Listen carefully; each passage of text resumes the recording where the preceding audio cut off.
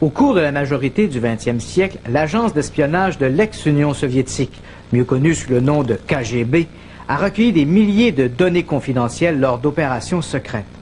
Créé officiellement en 1954 pour remplacer les services de renseignement en place depuis la révolution bolchevique, le KGB s'est révélé l'une des plus efficaces agences de renseignement. Les membres de l'ambassade américaine contractent d'étranges affections. La CIA mène l'enquête avec le projet Pandore. Depuis la bataille de Berlin, au terme de la Seconde Guerre mondiale, les États-Unis et l'Union soviétique sont au pôle idéologique. Cette dispute opposant les deux puissances mondiales a tôt fait de dégénérer en guerre froide. Une ligne imaginaire bien distincte divise bientôt le globe en deux. Les Soviétiques d'un côté et les Américains et les Alliés de l'autre. Les puissances en jeu ne se livrent pas bataille à un endroit précis. Chaque pays démontre plutôt sa force au moyen du déploiement de son propre arsenal nucléaire et de ses technologies de pointe. Cette course à l'armement confère une valeur importante aux informations secrètes que l'on peut s'échanger afin de tenter de déstabiliser l'ennemi. L'espionnage semble être le mot d'ordre. Les Soviétiques donnent une nouvelle dimension aux services de renseignement en s'intéressant à l'espionnage paranormal. Rappelez-vous par exemple de l'ambassade américaine à Moscou, le haut lieu d'un nombre important de données confidentielles. Les agents du KGB transforment cet édifice en un terrain d'essai pour tester de nouvelles méthodes d'espionnage encore plus subtiles.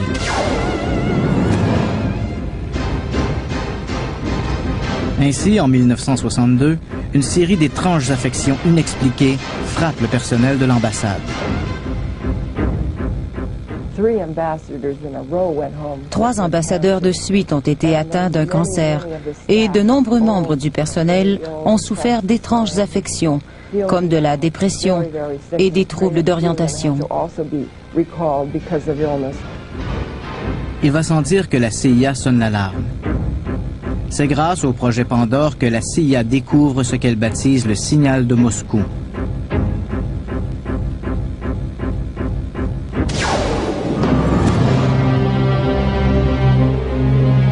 Il s'agit d'un faisceau intermittent d'énergie micro-ondes dirigé vers l'ambassade à partir d'un immeuble lui faisant face.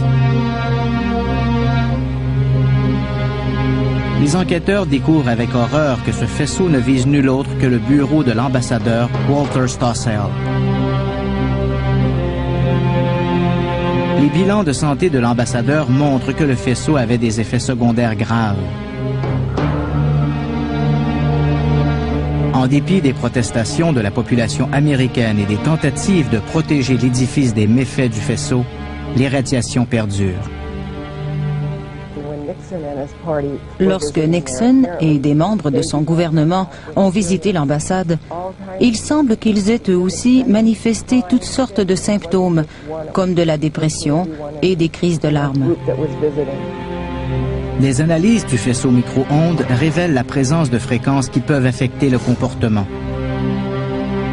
Ces fréquences, quoique beaucoup plus complexes, rappellent celles utilisées par les Américains dans le cadre d'expériences chez l'animal. On trouve en outre l'utilisation d'un émetteur micro-ondes qui permet de manipuler l'esprit humain.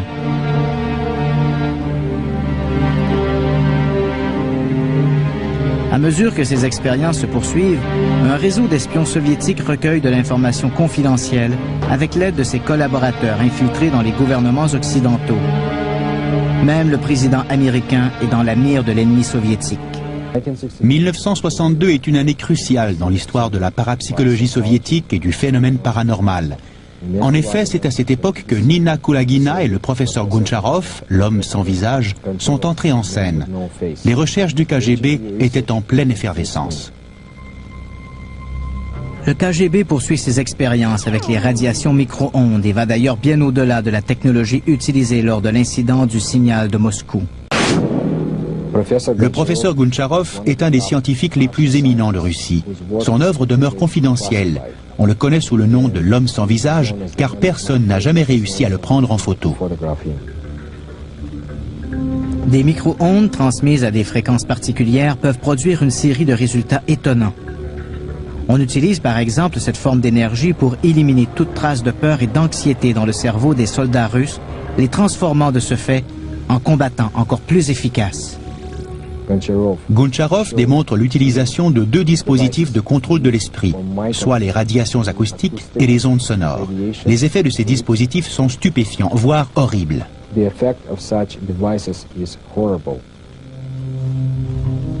Les sujets qui prennent place à l'intérieur d'un champ micro-ondes peuvent entendre des bourdonnements et des cliquetis à l'intérieur de leur tête.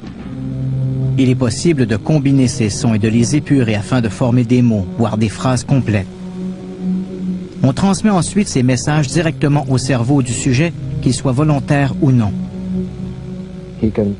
Ces méthodes peuvent permettre de manipuler l'esprit de tout être humain et de le faire obéir aux ordres du professeur Goncharov ou de qui que ce soit d'autre. Mais quelles sont les possibilités réelles qu'offre cette technologie? Une partie de la réponse se trouve peut-être plus près de chez nous, aux États-Unis. Les services de renseignement américains étaient au courant des recherches paranormales en cours derrière le rideau de fer. Ils en étaient d'ailleurs très inquiets.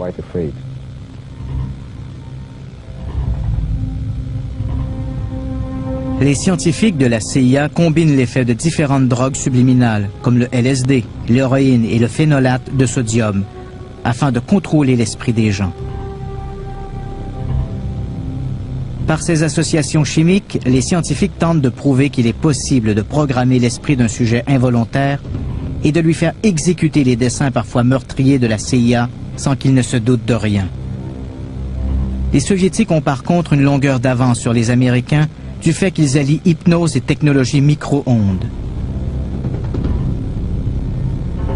Prenez par exemple le cas du candidat de Mandchourie, un soldat américain ayant subi un lavage de cerveau par les Russes.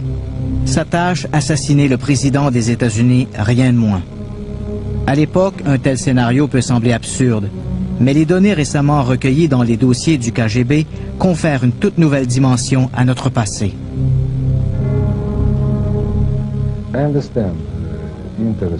Je peux comprendre l'intérêt que porte le public américain au complot d'assassinat, mais je ne peux séparer cette activité de la vision générale des fédérations russes en vue des prochaines manœuvres militaires contre les États-Unis. Le 13 mai 1981, Cité du Vatican.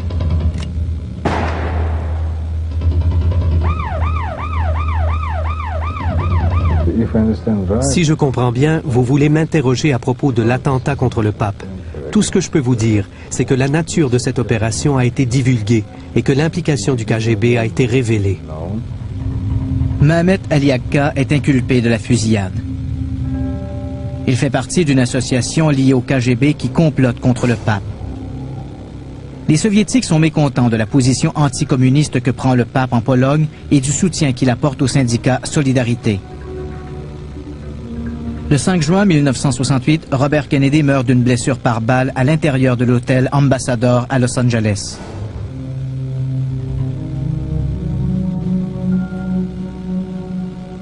À ce jour, Sirhan, l'auteur du meurtre, n'a aucun souvenir de l'incident. Son récit écrit de l'attentat est rédigé dans un style automatique, comme si Sirhan avait été en transe au moment du meurtre. Le KGB tentait de créer des agents zombies.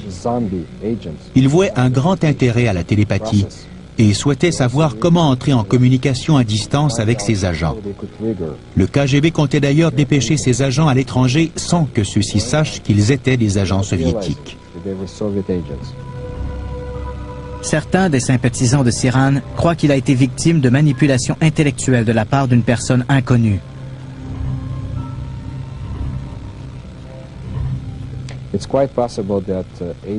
Il est fort possible que les Soviétiques aient envoyé certains agents zombies à l'étranger afin de réaliser leur mission par voie télépathique. À mon sens, une étude des récents événements historiques suffit à confirmer cette hypothèse.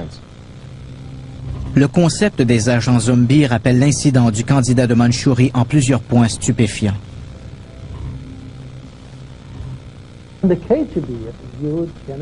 Le KGB savait bien qu'il ne pouvait pas manipuler le président à sa guise. De nombreux chefs politiques le craignaient et on se méfiait des États-Unis.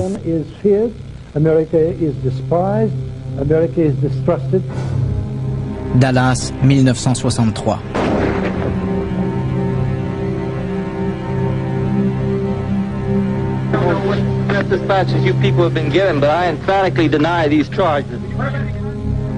Des personnalités entourées d'un dispositif impressionnant de sécurité. Un homme seul dans la foule. Un assassin armé et aucune chance de s'échapper. Il est fort possible que des agents zombies aient été impliqués dans des complots d'assassinat.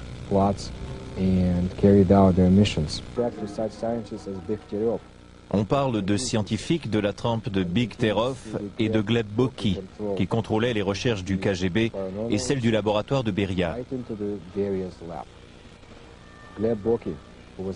Gleb Boki, qui était en charge du volet paranormal du KGB, était un homme sinistre et cruel. On disait même qu'il buvait du sang. Le KGB avait même mené des études psychotropes à l'aide d'armements divers auprès de condamnés à mort et de dissidents politiques. La chute du communisme amène d'énormes chambardements politiques en URSS. Les alliés d'autrefois deviennent les ennemis du Kremlin. Des dossiers du KGB indiquent qu'au fur et à mesure que les choses se détériorent, des discordes au sein du gouvernement suscitent la mise au point de l'arme la plus puissante qui soit, l'arme psychotronique. Le mur de Berlin, une barrière qui isole l'Union soviétique du reste du monde. Derrière les murs des installations soviétiques ultra-secrètes, on met au point des armes d'une puissance inouïe, comme le célèbre signal de Moscou, un faisceau d'énergie micro-ondes dont les cibles sont des employés de l'ambassade américaine qui ne se doutent de rien. Même Richard Nixon, durant sa visite officielle en URSS, n'échappe pas à la mire des Soviétiques. Les détails concernant cette opération sont encore inconnus. À première vue, ces objets semblent inoffensifs, tels des jouets d'enfants. Mais nous savons maintenant que le KGB a investi des millions de roubles dans leur étude et leur mise au point.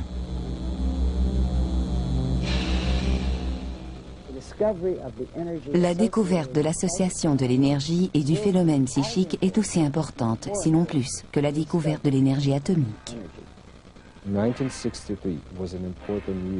Pour les soviétiques, 1963 a été une année importante sur le plan de la recherche paranormale, car c'est cette année-là que l'homme sans visage, le professeur Goncharov, a entrepris son étude secrète sur les armes psychotroniques dans un des laboratoires du KGB.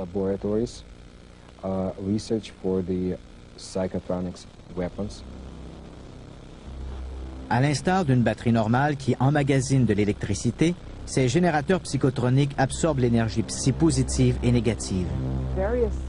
Différents dispositifs psychotroniques ont différents effets. Par exemple, si le dispositif en question est programmé pour causer une maladie, le sujet souffrira de dépression et d'anxiété et aura envie de pleurer pour aucune raison apparente. Dans certains cas, les armes psychotroniques peuvent même provoquer des infarctus. Un générateur psychotronique peut influencer toute une foule. Il peut à la fois affecter l'esprit, la mémoire et le champ d'attention du sujet. Le général Kalougin était sans doute la meilleure source d'information en ce qui a trait au programme secret du KGB. Le KGB lui voit d'ailleurs une haine sans égale. À ce jour, les anciens officiers du KGB tentent toujours de ternir sa réputation. Le général Kalougin a accompli énormément pour la démocratie russe et c'est en partie grâce à lui que les Occidentaux ont pu découvrir l'existence de nombreux programmes secrets du KGB rendant compte de l'activité paranormale soviétique.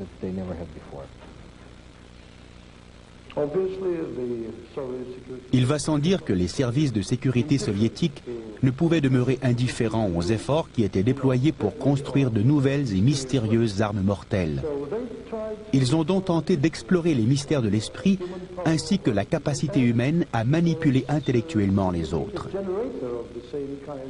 J'ai de bonnes raisons de croire que cette étude a effectivement entraîné la construction d'un générateur qui pouvait, semble-t-il, produire les mêmes effets manipulateurs.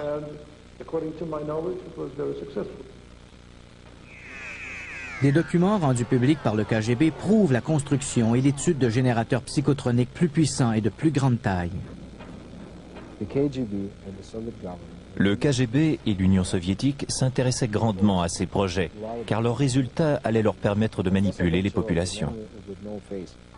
En 1996, le professeur Goncharov a révélé que les soviétiques étaient prêts, depuis 1986, à lancer un satellite en moins de 5 ans.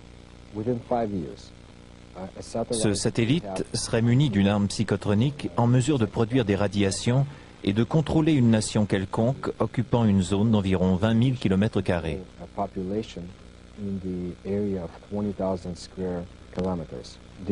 Le gouvernement américain craignait Sputnik non seulement car cela signifiait que les soviétiques l'avaient devancé dans la course à l'espace, mais également en raison de la façon dont les soviétiques allaient probablement se servir d'un tel satellite. Les Américains soupçonnaient les soviétiques de pouvoir lancer un tel appareil en orbite autour de la Terre.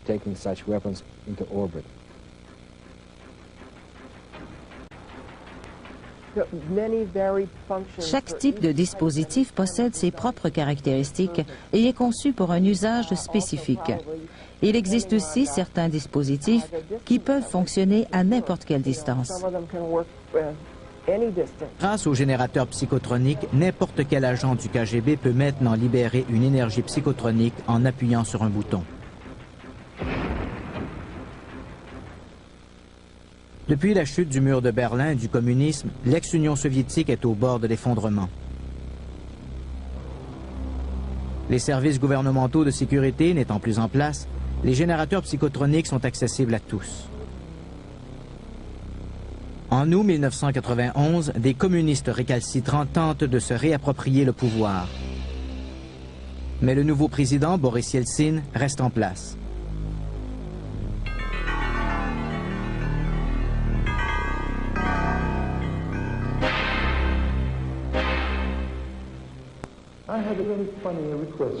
Un jour, un chef de laboratoire militaire ukrainien m'a fait part d'une étrange demande.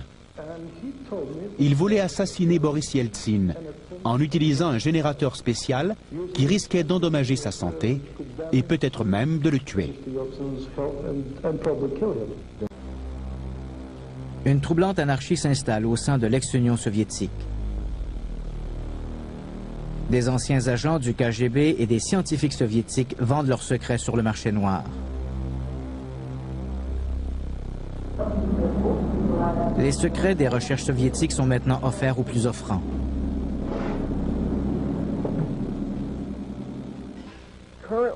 En ce moment, en Russie, il est difficile de savoir ce que les générateurs psychotroniques sont devenus. Edward Naumov a émis certaines craintes face à cette situation, car selon lui, il n'est pas mention de ce genre d'armes dans aucun accord d'armement.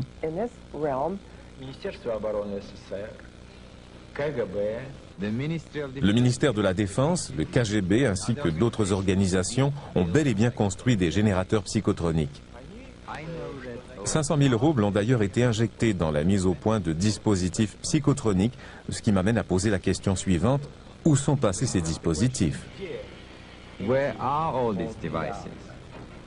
Avec ces dispositifs qui se répandent hors de l'ex-URSS, l'avenir de la démocratie n'a jamais été aussi incertaine.